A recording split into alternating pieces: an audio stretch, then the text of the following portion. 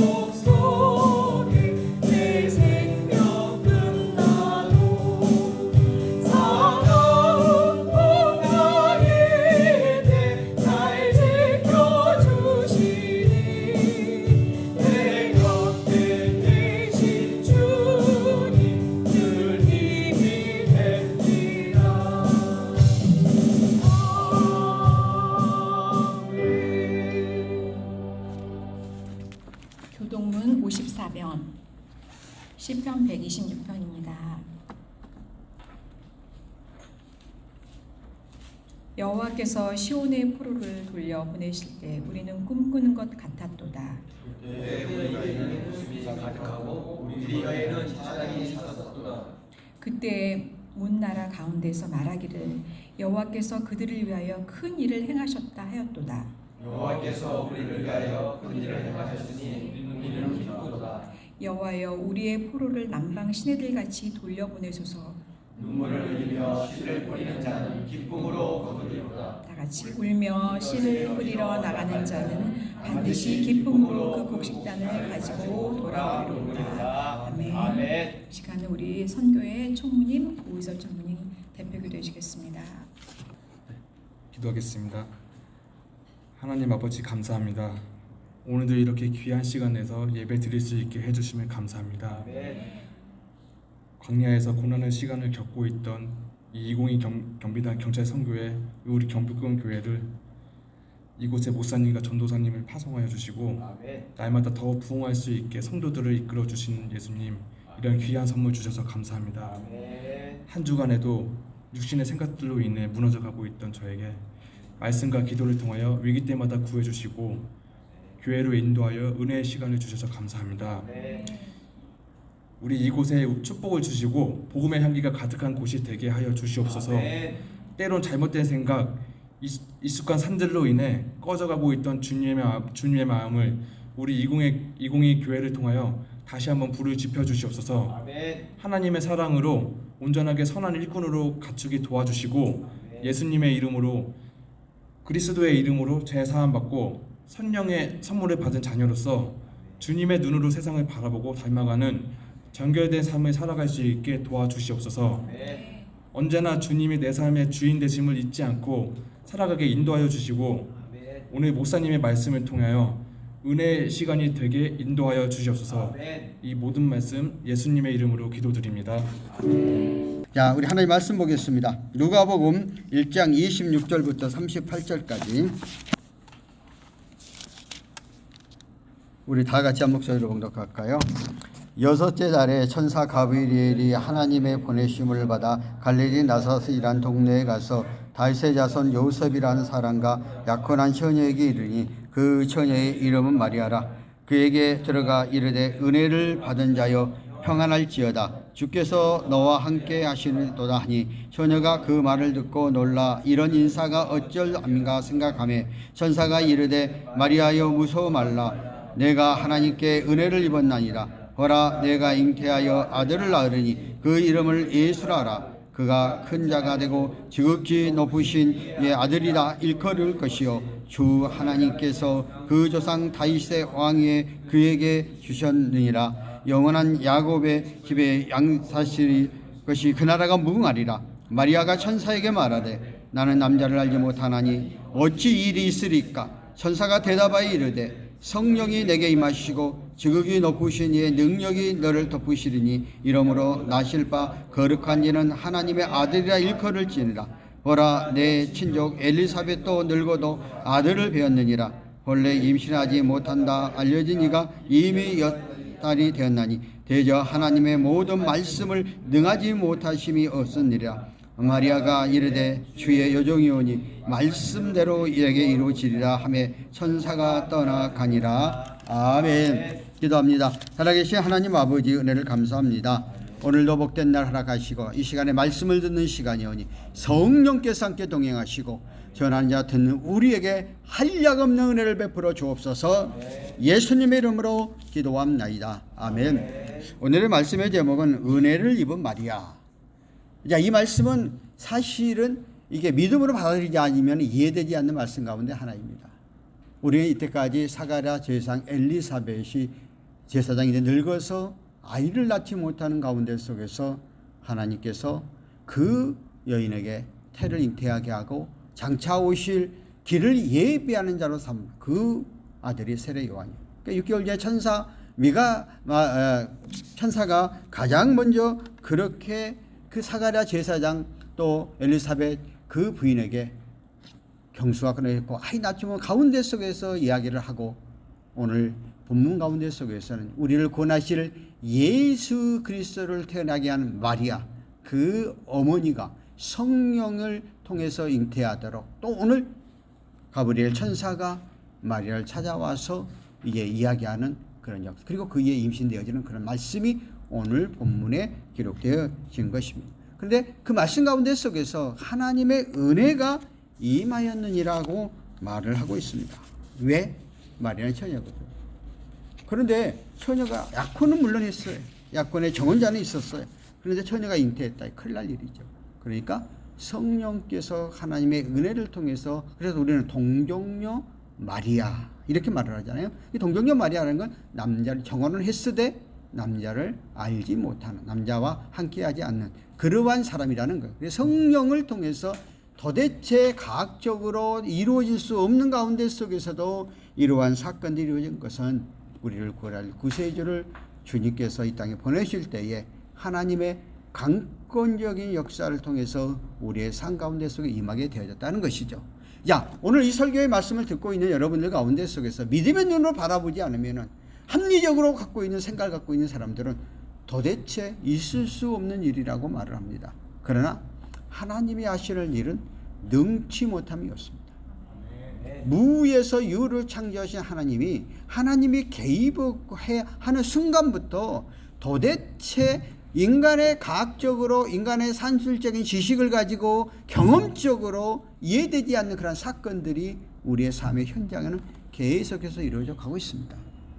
물론 예수님의 탄생부터가 이렇게 신비한 것이지만은 우리의 삶의 현장 가운데 속에서도 이렇게 하나님의 은혜는 끊임없이 임하고 끊임없이 역사하고 끊임없이 주관하고 있습니다.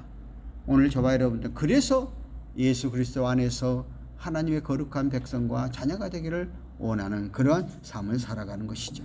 자, 우리 한번 본문을 살펴볼까요? 누가복음 1장 26절에 보면 6달이 천사 가브리엘이 하나님의 보내심을 받아 갈릴리 나사렛 동네에 가서, 하나님의 천사를 통해서 하나님께서 그 예수 그리스도의 탄생에 대한 메시지를 보내게 되어지는데, 오늘 예루살렘에서 갈릴리 120km 정도 떨어진 나사렛 동네는 굉장히 말하면 소읍 조그만 동네예요. 그것으로 하나님이 천사를 보냈다는 것을 볼 수가 있습니다. 하나님께서 하시고자 한 일은 그렇게 놀랍도록 역사죠. 나사렛 굉장히 촌동네, 조그만 동네, 그 하나님이 이미 정혼하고 약혼을 했거든. 약혼. 그러니까 결혼하기 전에 약혼 얼마 지나면은 결혼하겠다는. 뭐 지금이야 연애 시절이지만 옛날엔 가문과 가문의 결혼이 있어 미리 약속을 하잖아요. 그리고 나서 이제 어느 시기가 되면 결혼하겠다 하는 그런 거거든요. 그러니까 정혼은 했을 때 결혼 상대자는 있었을 때 아직 처녀의 몸이었어. 예, 정식적인 그런 절차를 거치지가 않았기 때문에. 그런데 오늘 28절에 뭐라고 그랬어요? 다윗의 자손 요셉이라는 사람과 약혼한 처녀가 이르니 그 처녀의 이름은 마리아라. 그에게 들어가 이르되 은혜를 받은 자여 평안할지어다. 주께서 너와 함께 하시도다.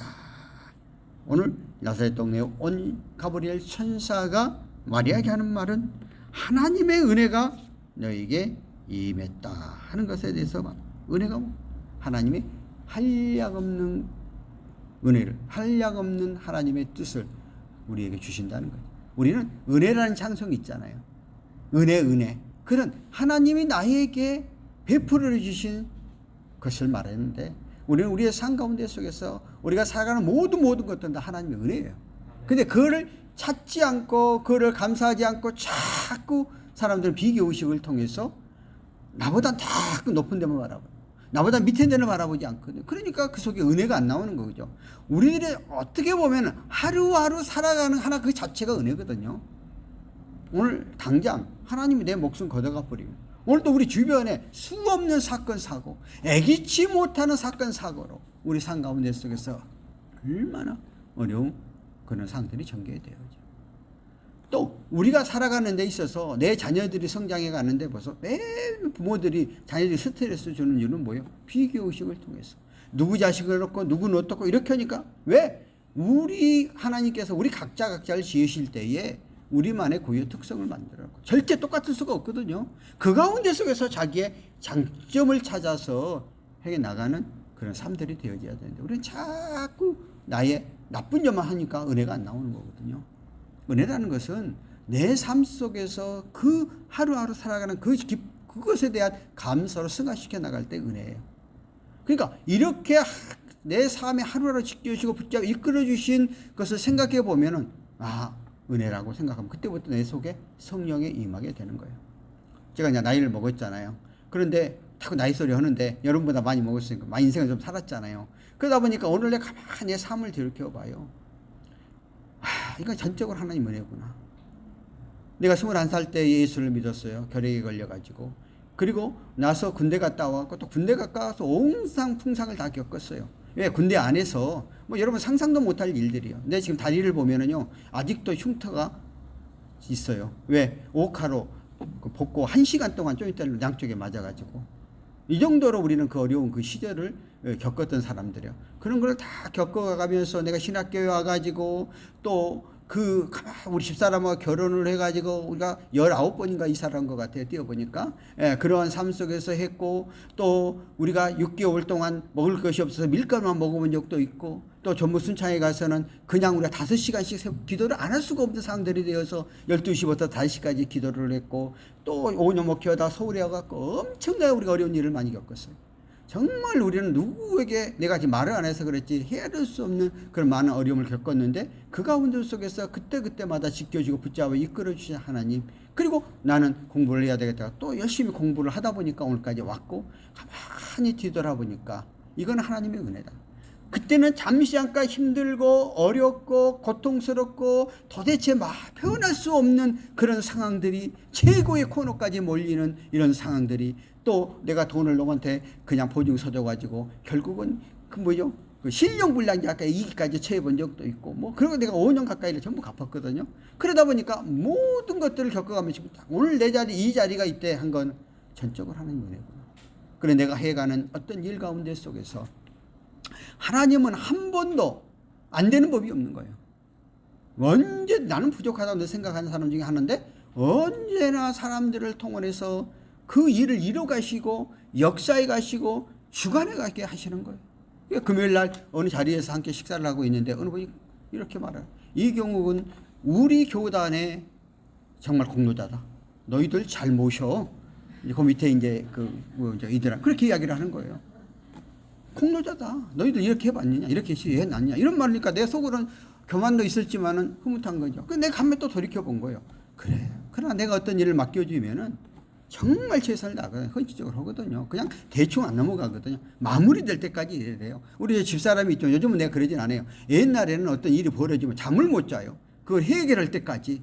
그러면 또 일어나갖고 또 송에 일하면 또 쓰고 또 자다가 또 머리에는 그 생각밖에 안 떨어지는 거야. 그러면 또 일어나서 또 써놓고 내가 이렇게 일을 했거든요. 그러니까 내 자신을 내가 볶았죠. 그러다 보니까 일이 이루어지는 거거든요. 그러니까 이런 성격이야. 근데 내가 와서 지금 내가 굉장히 이렇게 지금 바꾸려고 한다고 했잖아요.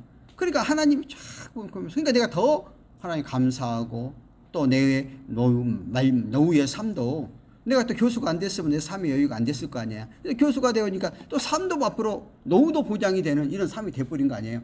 그러니까 내가 계속해서 목회를 했으면 어떻게 됐을까 한 생각 해보면서 이건 전적으로 하나님의 은혜다. 그러니까 은혜라는 단어 정말 이것은 내가 스스로 그것을 변화시켜 나가야 되는 거예요. 그냥 흘러가 버릴 거 아니라 나를 돌이켜보면 나를 생각해 보면서 해가는 그런 삶. 오늘 지금 뭐 은혜 단어가 나와가지고 하려 보니까 뭐 4개가 나왔는데요. 어쨌든 그렇습니다. 그러면은 오늘 마리아가 구세주 탄생했던 그 선택하는 이유가 있었어. 여기 나와 있는 첫 번째는 다윗의 장소 요셉이 정한 여인의 후손은 우리가 이사야서 11장 1절에 보면은 그리스도 예수는 다윗의 후손 가운데 탄생한다고 되어 있는데 마리아가 요셉과 정혼했잖아요. 근데 그 요셉이 다윗의 후손이잖아요. 그러니까 거기 나오면은 그 혈통적으로 그러니까 신약 성경에 나오는 모든 사건들은 다 구약에 예언된 말씀을 이루어 가고 있습니다. 그리고 처녀 동정이 탄생했다고 그러는데 이사야서 7장 14절에 보면 보라 처녀가 잉태하여 아들을 낳을 것이니 그 이름을 임마누엘이라 하리라. 이미 이사야 선지자 예언되어진 말씀을 이루어 가고 있는 것을 볼 수가 있습니다. 오늘 마리아는 이 두 사건 가운데 얼마나 처녀에게 아이를 낳을 때 얼마나 혼란스럽겠어요. 그런데 하나님의 예언된 말씀, 하나님의 뜻이 너를 통해서 이루어진다고 하니 마리아는 그것을 하나님의 은혜로 받아들였다 하는 거예요. 하나님 은혜가 임하게 된 거죠. 그래서 은혜를 받은 자여 평안할지어다 주께서 너와 함께 하시자. 오늘 28절에 그렇게 말을 하고 있는 것을 볼 수가 있습니다. 오늘 그가 은혜 받는 하나님이 너와 함께 하신다. 이것보다 큰 축복이 어디 있어요?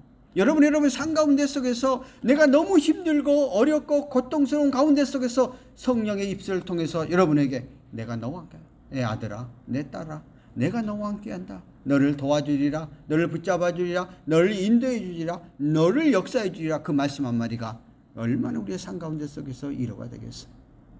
하나님이 때로는 여러분이 힘들고 어려울 때 또 하나님이 간절히 강구하면은요 직접적으로 성령께서 음성을 들을 때도 있지만은 말씀을 통해서 나에게 하나님이 나와 함께하고 나의 삶을 지켜주시고 나의 삶을 붙잡아 주신다는 확신이 생겼을 때 우리는 어떤 어려움과 어떤 힘들과 어떤 고통스러운 것도 이겨나갈 수가 있는 겁니다. 아까 제가 잠깐 제 얘기를 했잖아요. 정말 극단적인 그런 상해의 코너에 몰릴 때도 있었어요. 그런데 그때마다 우리는 기도할 수밖에 없잖아요. 그러니까 하나님이 늘 기도하면 은혜를 베풀어 주는 거예요. 그러니까 그 고통이 있지만 눈을 뜨면 앞에 고통이야. 그렇지만 하나님이 나에게 은혜를 그걸 결국 그 길을 이겨나가면 다음을 주시는 겁니다. 나와 함께 하신 나를 책임져 나를 붙여. 그래서 하나님과 함께 해주는 사람 절대적으로 이 땅에서 망하게 하지 않습니다. 잠시 잠깐 어렵고 힘든 그러한 고난의 간을 겪어가지만은 최종적으로는 어때요? 승리자로 영광 돌리는 삶으로 맡겨 주시는 거거든요. 그러므로 예수 믿다가 보면은요, 하나님 원하신 그릇이 있어. 거기까지 도달하기 위해서 내가 하나님이 너를 사랑하지만은 사랑하는 자에게 매를 더 치는 것처럼 새로운 힘들고 어려운 고민이 우리에게 있어요. 그것을 믿음으로 극복해 갈 때 그 다음 단계를 주셔요. 근데 그것을 믿음으로 극복해 가지 못하면 맨날 그 자리에서 머물어요. 우리가 어린아이에게 칼을 줄 수는 없죠. 칼을 주면 다치니까. 어른이 돼야 장성해야 칼을 주는 것처럼 우리가 하나님 우리 각자를 만드시고 창조하신 분이시니까 우리들의 분량을 알고 계신단 말이에요. 그 분량이 차도록 때로는 힘들고 어려운 과정을 겪을 수도 있어요. 그러나 하나님이 나와 함께 한다는 확신 속에서 가게 되면 능히 이겨나갈 수가 있어요. 능히 붙잡고 나갈 수 있어요. 우리는 그런 믿음 속에 가시길 바랍니다. 언제든지 하나님 우리의 삶 가운데 역사해 주시오. 그리고 29절에 보면 처녀가 이 말을 듣고 어떤 인사가 어찌 하며 생각하며 계속 30절에 가면 천사가 이르되 마리아야 무서워 말라 내가 하나님의 은혜를 입었노라 하고, 왜냐하면 얼마나 당황하겠어요. 그러니까 내가 너에게 하나님의 사랑, 하나님의 관심, 하나님이 너를 붙잡아주고 있다는 그 말씀 안에서 모든 것들을 순응하게 되어지는 그러한 모습을 볼 수가 있습니다. 역대하 16장 9절에 보면 이런 말이에요. 여호와의 눈은 온 땅을 두를 감찰하사 진심으로 자기에게 향하는 자를 위하여 능력을 베푸시다. 여호와 하나님은 불꽃 같은 눈길로 우리의 삶의 모든 것들 일거일수적으로 보고 계시는 하나님, 다 기억하신다는 것이죠. 우리의 생각과 우리의 사고까지도, 또는 머리털 하나까지도 세우시는 하나님, 우리가 시장에서 참새 한 마리가 얼마 팔릴까 알고 계시는 하나님. 그 얘기는 뭐예요? 성경에 그렇게 기록해 놓은 거는 전체적으로 우리 행동을 알고 계시다는 거예요. 그러니까 누가 보든 안 보든 사람들은 눈에 보일 때는 잘하지만은 보이지 않는 것에 대해서 다 감추게 돼 있잖아요. 근데 하나님은 모든 것들을 알고 우리 생각까지 알고 계신다는 거죠. 그러니까 그러한 하나님, 그 자녀를 기르에 있어서요. 제가 이제 목회를 할 때에 그 생수를 장사하는 두 부부가 있었어요. 그러니까 서울에서 목회할 때, 그러니까 얼마나 바빠요. 근데 두 부부가 아들만 셋이야. 그러니까 어떻게 돌보지를 못하잖아요. 그러니까 그 부부가 아들 셋에게 늘 이야기를 했어요. 하나님께서 우리가 너희들을 돌볼 수가 없지만은 네가 가는 모든 것 가운데 속에서 하나님 불꽃 같은 눈길로 너를 보고 계시고 너 행동 하나를 어릴 때부터 계속 세 아들에게 세례를 시켰어요. 나중에 이제 성장을 했어. 그리고 자기 자녀들이 성장을 해서 사회생활을 하고 자기 자식을 낳잖아요. 그때 그 아들들이 부모한테 고백을 하는 거예요. 뭐라고냐? 내가 청소년기를 중학, 고등학교, 대학교에 방황할 때가 있었고 또 그런 유혹에 넘어갈 수 있는 그런 기회가 많이 있었어요. 그런데 부모님들이 어릴 때부터 하나님은 네 행동 하나를 보고 계시고 네가 뭐 하는 거 다 감찰하고 계신다는 그 말씀이 순간순간 머리에 탁 떠올라가지고 그 길을 갈 내가 이렇게 잘 자라게 된다라고 그 이야기를 하고, 그러니까 그거를 집사님 나한테 이야기를 해서 내가 그걸 많이 써먹거든요. 그렇거든요. 그러니까 어릴 때 그런 임재성, 하나님의 임재성, 하나님의 역사성을 딱 느끼는 순간부터는 우리의 삶들이 너무나 사람은 본능적으로 우리가 보이지 않고 감시자가 없으면은 헛된 길로 가려고 하죠. 그러니까 모든 행정단체라든가 모든 조직은 반드시 감시자가 있어야 됩니다. 근데 감시자가 없으면 처음에 들어와서 1, 2년은 잘하려고 했죠. 3, 4년 또 뭐 어떻게 들어가요? 안일함이 들어가죠. 그러다니까 그 이후에 비리가 되는 거예요. 그래서 시스템 자체를 보직은, 그래서 경찰관들도 그렇고 여기 군도 그렇고 1년 반에서 간부들은 2년에 시장 다 바꿔버리잖아요. 왜? 토착하게 되면 안 되는 거니까. 그 내가 또 직원들을 다스려 보니까 하는 물을 그렇게 두면 안 되겠다. 교회도 마찬가지예요. 내 교회를 헌법 행정 강의를 하면서 교회를 하면서 아예 법으로 정해놔라. 재정 맡은 사람들 3년 이상 돌려야 된다. 재정을 맡아 계속 자다가 맡겨놓은. 나중에 어려울 때에 그 사람은 그 재정을 썼다가 다시 집어넣으려고 하는데 돈이라는 게 그렇게 되어집니까? 그러면 사고가 터지는 거거든요. 인간의 마음들이 그런 거거든요. 그러니까 하나님의 임재성이 느끼고 나면 그걸 못하죠. 근데 사람들이 처음에는 긴장을 하지만 좀 세월이 지나버리면 그렇게 안 되는 거거든요. 그래서 우리는 하나님의 임재성을 철저히 느끼고 가는 그런 삶들이 되어져야 된다. 그러니까 오늘 마리아에게 하나님께서 평안할지어다. 내가 너와 함께 하시고 너희 삶 가운데 책임져 주시고 너를 붙잡아 주신다고 하니까 이제는 확고함. 또 이미 구약의 예언된 말씀대로 이루어진다니까. 우리는 다른 거 믿을 게 없어요. 하나님의 말씀, 성경이 우리의 삶 가운데 속에 임하면 그대로 따라가면 돼요. 그런데 그것이 우리의 생각은 안 될 때도 있고 이해 안 될 때도 있어요. 도대체 이럴 수가 있는가 할 때도 있어요. 그런데 세월이 지나 보면은 그게 맞았구나. 예, 우리는 한 치 앞을 내다보지 못해요. 당장 눈앞에 보는 어떤 이익에 의해서 우리가 했잖아요. 하나님의 역사는 하루가 천년 같고 천년이 하루 같아. 당장 눈앞에 보는 게 아니라 나의 미래까지를 보고 나를 이끄셔 가는 거죠. 그러므로 오늘 살아가는 우리들은 영안이 열려서 눈앞에 보이는 것만 가지고 한 걸음, 두 걸음, 세 걸음을 볼 줄 아는 그런 삶이 돼요. 그러면은 모든 것들을 수긍하고 모든 것들을 이해하고 모든 것들을 안고 가게 돼 있다 하는 것이죠. 오늘 31절에 보면 보라 내가 잉태한 아들을 낳고 그 이름을 예수라 하라. 네가 아들을 낳으면 그 이름을 예수라 하라. 예수는 뭐예요? 우리를 구원할 구세주. 야, 네 몸에서 이 세계 이때까지 유대인들이 기도하고 있는 건 기대하는 건 메시아잖아요. 그런데 네 몸을 통해서 이스라엘이 이때까지 고대하는 메시아 구세주를 너에게 낳게 하겠다 하는 것들에 대해서 물론 이제 처녀의 몸에서 아기를 잉태하게 되면 대가는 치러야 되겠죠. 오해는 받아야 되겠죠. 왜? 첫째는 정혼한 요셉 남편에게 오해를 받을 수 있죠. 왜냐하면 관계를 하지 않는데 임신했다. 그러면 남편이 이해하지. 근데 또 하나님은 그게 놔두지 않았죠. 누구에게? 요셉에게 또 역사해 주시죠. 그러니까 하나님 계획은 내가 하나님 뜻대로 가면 다 막아줘요. 그 다음에 또 세상 사람들은 입방아 찍기를 너무 좋아하잖아요. 여러분 아마 관계 속에서 여러분 또 경찰과 관계 속에서 사람의 관계 속에서는 언제든지 20%는 부정적인 사람이 있어가지고 좀만 잘하면 그냥 끌어내리려고 헛된 말 퍼뜨리고 헛된 말 하고. 그런데요 세월이 지나면은요 내가 고등김만 가면은 다 드러나요. 백일하에 들어가요. 백일하에 들어가. 내가 사무총장을 9년을 했잖아요. 종에. 그러니까 완전 정권을 잡고 내 스타일에 그냥 내가 주도형이지 그냥 따라가는 형이 아니잖아요. 내가 끌어가는 형이잖아요. 그러니까 적들이 얼마나 많이 생기겠어요. 자기 말 안 들어주고 그러면. 그러니까 뭐 엄청나게 이야기들 많이 들었어요. 그런데요. 그러고 나서 내가 이제 사무총장 간두고 나서 1년 지나고 나니까요. 전부 다 바뀌어지는 거예요. 이경 목사가 정말 잘했다고 그러고 뭐 있다고 다 뒤져보니까 내가 들어가고 끝나고 나서 대단히 죄송하지만 3년치 뒤졌는데 안 나오니까 9년치 뒤졌어요. 다 세밀하게 세계에서 동원해갖고 다 아무도 안 나왔거든요. 그러니까 그런 거거든요. 세상은 그런 거예요. 목사 세계도 그런데 여러분 세계는 더 그렇지.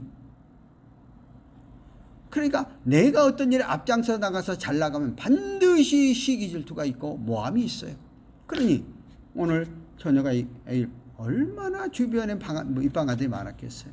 그런데 하나님의 일을 하는 사람들은 이러한 것들에 대해서 감당해야 돼. 예수가 우리의 모든 인류의 죄를 구속하러 오신 주님이었기 때문인 것을 볼 수가 있습니다. 32절에 볼까요? 그같이 극히 큰 자가 되고 지극히 높으신 이 아들이라 일컬을 것이요 주 하나님께서 그 조상 다윗을 그에게 주신. 예수님은 하나님께서 보내신 뜻 사명을 완성하기 위해서 이 땅에 보낸. 그게 뭐예요? 죄에서 구원할 구세주. 인간의 모르는 죄의 문제를 해결해 주러 오신 예수. 그것을 네 몸에 난다니 얼마나 기뻐한 일이냐. 또 두 번째 보면 예수님은 자기를 바쳐 죄의 죽음의 문제를 해결해요. 예수님께서 결국 우리의 모든 죄를 담당하시고 십자가에 돌아가시고 모든 내가 죄를 다 예수 그리스도가 우리의 속죄제물이 되어서 구원하게 받는 우리의 모든 죄와 허물들 예수 그리스도 이름으로 고백하며 제사받는 거예요. 그 제물이 되었다는 거죠. 우리들이 과거에는 예수님이 오시기 전에는 죄 용서받는 것이 뭐였어요? 양이나 소나 염소를 가지고 제사장 갖고 가면 제사장이 피를 뿌리면서 누가 이 죄를 범했으니까 이 동물의 목숨을 대신 피를 받아서 뿌리니 용서해달라고 그랬죠. 근데 예수님은 단번에 십자가상을 통해서 우리의 죄를 담당하셨어요. 그러니까 오늘 우리의 기도는 우리가 죄와 허물 가운데 살아가는 인생이지만 예수 그리스도의 이름으로 고백하면 죄가 양털보다 흰눈보다 정결하게 깨끗하게 씻겨받게 되는 거죠. 그러니까 우리 기독교가 카톨릭하고 다른 이유는 카톨릭은 교리적으로 구약의 제사장권을 물려받았다고 그래가지고 그 교황이 베드로의 모든 권한을 물려받아서 다 속죄권을 갖고 있어요. 그걸 다 행하지 못하니까 추기경, 대주교, 주교, 신부까지 놀아줬고 신부 앞에서 우리 고해성사를 하잖아요. 내가 무슨 죄를 보면 야, 그 고해성사 만들면 거기서 내 죄를 사하노라. 인간이 그거 속죄권을 가질 수가 없죠. 근데 우리는 그렇지 않죠. 여러분들이 목사는 다만 말씀을 증거해서 여러분의 알고 깨닫도록 해주는 거지 속죄권이 없어요. 누가? 예수 그리스도만이 속죄권이 있어요. 그러니까 여러분들은 기도하기 얼마나 좋은 점을 하나님과 나의 은밀한 관계 속에서 나의 모든 죄와 허물들을 또 나의 삶의 모든 기도를 하나님 앞에 기도하고 간절히 하면은 그 기도를 응답하신 하나님, 또 우리의 죄, 잘못한 죄 용서를 고백하면 예수님께서 깨끗하게 씻겨주신다는 거예요. 더 쉽게 이야기하면은 우리는 생명책에 우리의 일생의 삶들이 전부 기록해놔요. 마지막 주 앞에 서면은 우리가 기록되어진 것을 가지고 심판을 하셔요. 내가 이 말을 하면 사람들이 맨 처음에 이해를 못해. 아니 이 세상에 그렇게 많은 사람이 갔는데 어떻게 다 기억하냐. 애들 같은 게 그런 답을 해요. 요즘은 이제 컴퓨터가 발달해갖고 뭐 맨 처음에는 하드에다가 요즘은 이제 조그만 뉴스 안에 엄청나게 들어가니까 아 이제는 이해할까. 이 애들은 이제 이 말하면 이해가 해. 그때 이해를 못했죠. 이 많은 걸 어떻게 기록하냐고 그러는데 지금은 다 이해가 될 거예요.